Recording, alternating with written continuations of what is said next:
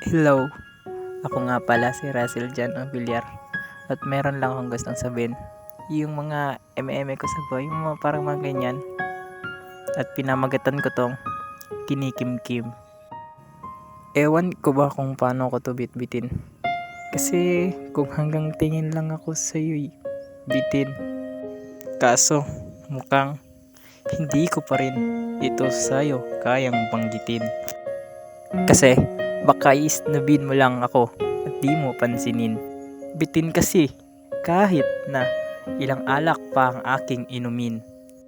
Yung tapang ko, eto, wala pa rin. Kahit na maglasing pa ako, pagising ko, eto, duwag pa rin. Paano ka ba sasama kung hindi ako nag-aaya? Paano ako tatama kung hindi tumataya? Kaya minsan iniisip ko na, wag na lang kaya. Kaso yung isip ko, nagbabago din maya-maya. Siguro, kulang lang ako sa kumpiyansa. Pero parang nasobrahan naman ata ako sa pag-asa. Kaya siguro, malabo na ako magkaroon ng tsansa. Gusto ko lang naman sanang mapansin niya. Yan ang matagal ko ng pantasya. Medyo matagal-tagal na rin kitang tinititigan mula sa malayo.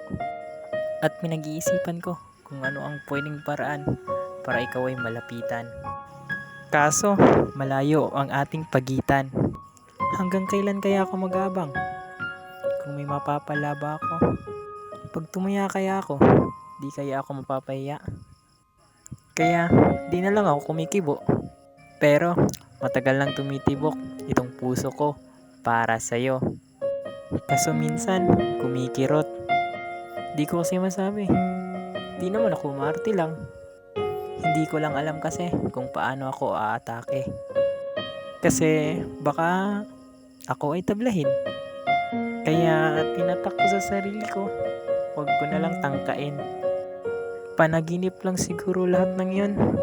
Sana naman may sumampal sa akin para ako'y magising. Para sa tamang panahon, aantayin ko na lang. Kasi wala namang masamang magtiyaga, di ba? Maghihintay na lang ako hanggang sa meron na akong mapala. Kaso, mukhang wala namang magaganap pag wala akong ginawa. Tsaka baka mamuti na ang mata ko kapag naghintay pa ako ng himala. Himala na mukhang malabo namang mangyari. Pero, di naman malabo na mapansin niya ako kapag di ako nagtatago, di ba? Kailangan ko lang naman maging matapang kung gusto kong maging kami. Wala kasing ibang paraan kung magpapatalo ako sa takot ko. Kawawa lang ako kasi baka sa iba na siya mapunta. Kaya kung sino man ang nakakarinig nito, huwag na kayong magpaligoy-ligoy pa. Tsaka nga pala, shoutout sa isa dyan.